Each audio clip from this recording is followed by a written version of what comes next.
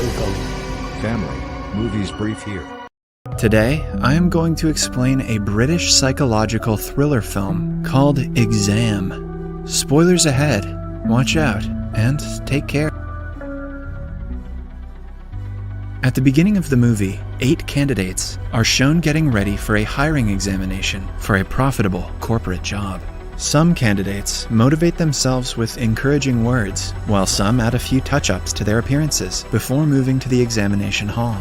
The place is dimly lit, with desks for every candidate kept uniformly throughout the room. It also has cameras to monitor their activities. After the 8 of them are seated, a guard with a gun enters the room, visibly making the candidates nervous.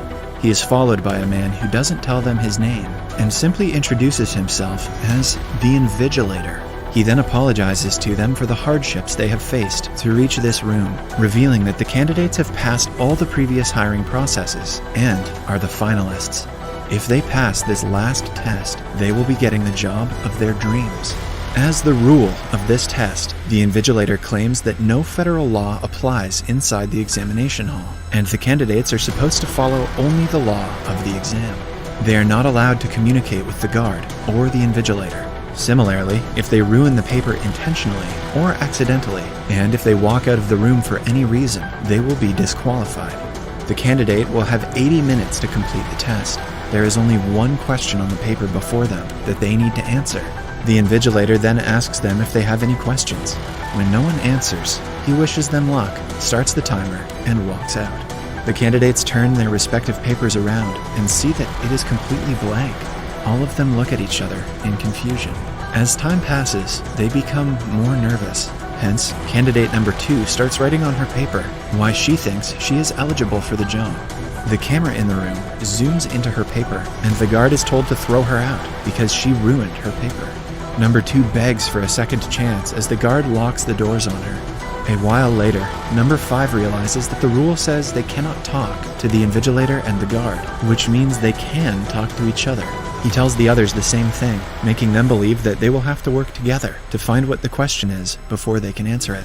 The group discusses several ways they can pass the test, but all of them are just as confused. This is just like real exams.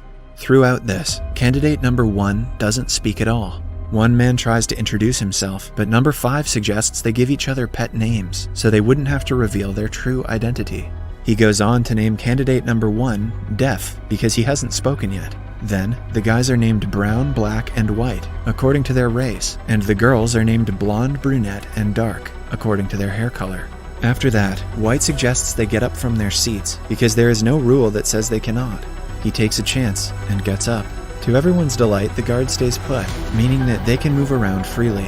Brunette believes that the questions are written down on paper with invisible ink or a watermark.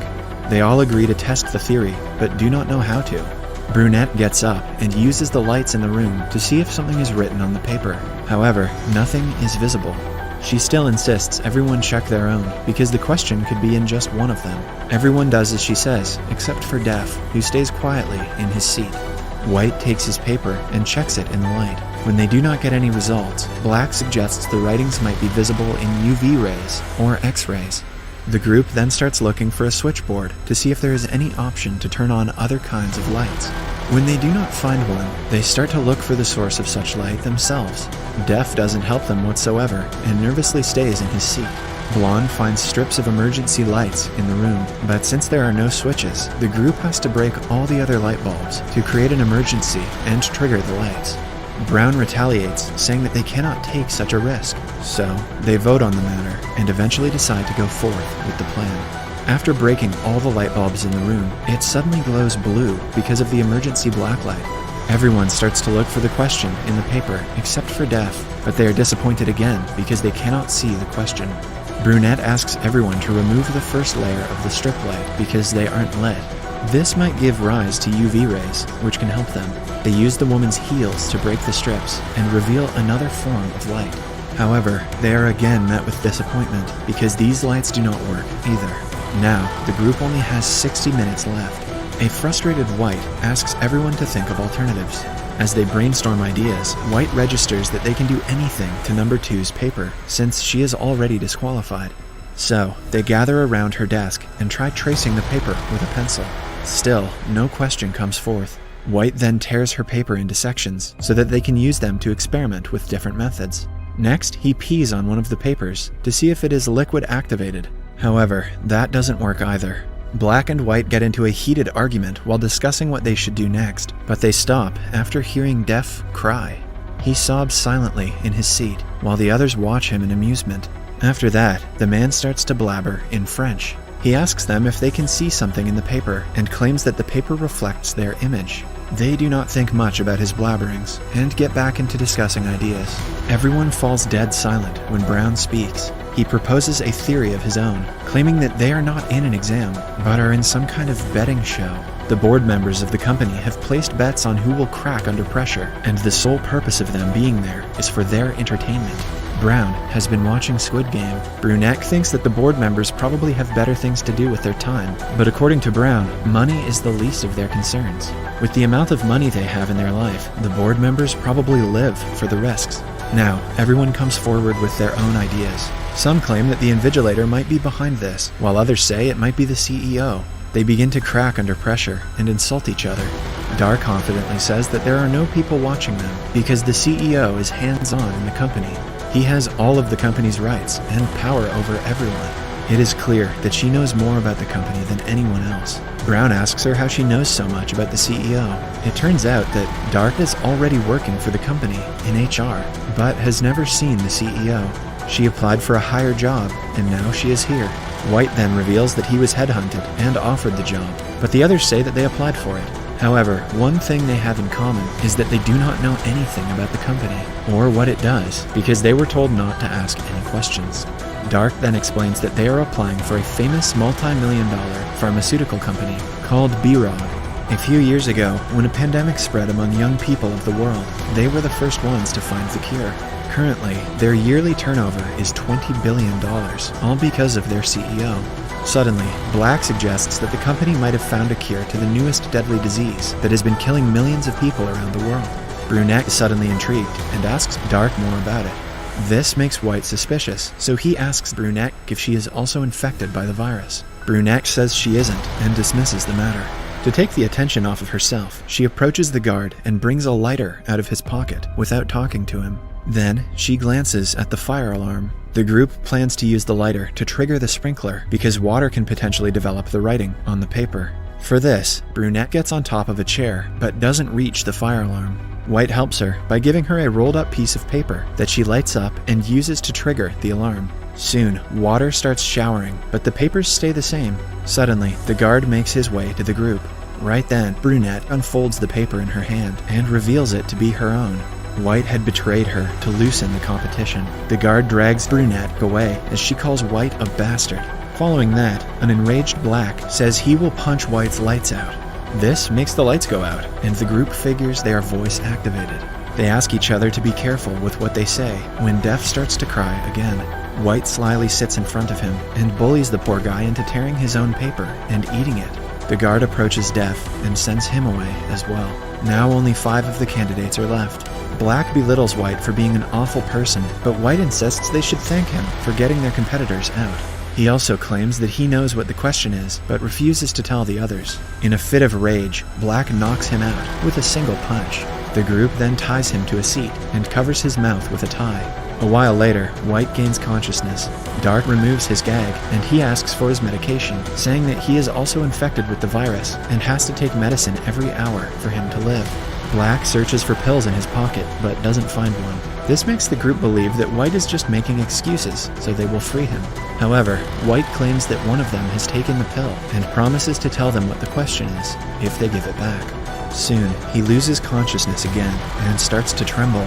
Some believe he is faking, but Black says he is having a seizure because of the virus. They start looking for the pill he was talking about, but cannot find it in the room. With only 15 minutes left on the timer, they check each other for the pill. Dark suspects Brown for taking it, and is proven right when she finds the pill stuck to some chewing gum under his table. She tries to feed it to White, but Brown throws it in a vent. As the others try to get it out, a stressed Dark goes in front of the camera and asks the Invigilator to save the man, but since she talked to the Invigilator, she is immediately disqualified. After she is gone, Blonde brings the pill out with a bobby pin and saves White's life. She also unties him in the process. After he recovers, everyone asks him for the answer he promised. White reveals that the answers are the candidates themselves. They have been searching for a question all this time, but White thinks that there is no answer, and the one who is left at the end is the answer. The rest of them believe him, but before they can act, White runs to get the gun from the guard. Black pushes him aside and acquires the gun himself. He points it at White, who confidently claims that he won't shoot anyone. Simultaneously, he attacks Black and gets the gun. However, when he is about to use it, he realizes the gun has fingerprint recognition. So, White uses the guard and points the gun at the others. He threatens everyone to get out of the room on their own, so he can win the position. Brown doesn't retaliate with the fear of being shot, and deliberately walks out. A scared blonde slowly walks outside, but yells "lights out" at the end. The room goes pitch dark, making White shoot in random directions. When the lights come back, Black falls limp on the floor, with a bullet hole in his chest. White looks around and sees Blonde still has a foot inside the room. He is about to shoot her as well, but notices that the timer has stopped. Now, White walks to the camera and tells the invigilator that he is the winner of the competition. The guard approaches him and shows him the time. White is in shock to see they still have 20 seconds left, meaning that he is disqualified for talking to the invigilator. It is then revealed that Def had changed the time while they were busy discussing other things. At last, the only one left is Blonde. She walks into the room and picks up Def's glasses that had fallen while he was being taken out. Using those, she looks at the paper and sees question 1 written on it. To her utmost surprise, Def enters the room, revealing that he is the CEO of the company and was in the test to keep an eye on everyone. Blonde walks up to him and says no. The CEO and the invigilator smile, seeing that she has figured out the question and passed the test. It turns out when the invigilator asked them if they had any questions at the beginning of the test, it was the only question they had to answer. The whole exam was set to test the candidate's intelligence and attentiveness.